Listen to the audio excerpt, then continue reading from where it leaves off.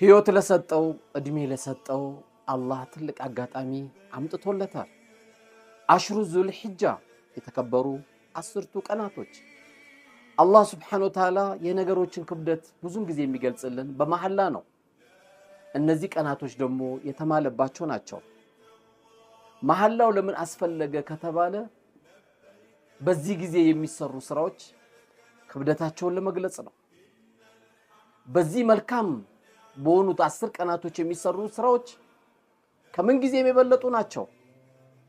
እንደ እስላም አስተምሮ ከባድ ኢባዳ ከሚባለው ነፍስያን የሚፈታተነው በአላህ መንገድ መታገል ነው።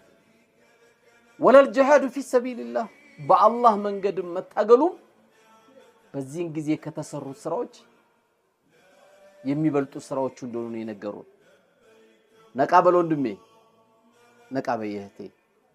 በዚህ 10 ቀናቶች ውስጥ የ9ኛ ቀን ደግሞ ጾም አብሯል።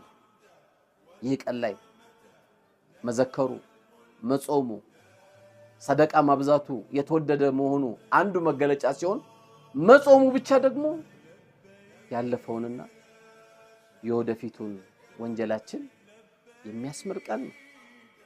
እንኳን ይሄንን የመሰለ እድል ይቀርና የአንድ ቀን ወንጀላችን የሚያስምር ብናገኝ ከዚህ የበለጠ ፍርሳ አጋጣሚ ምን አለ? አላህ ከተጠቃሚዎች ያደርግ።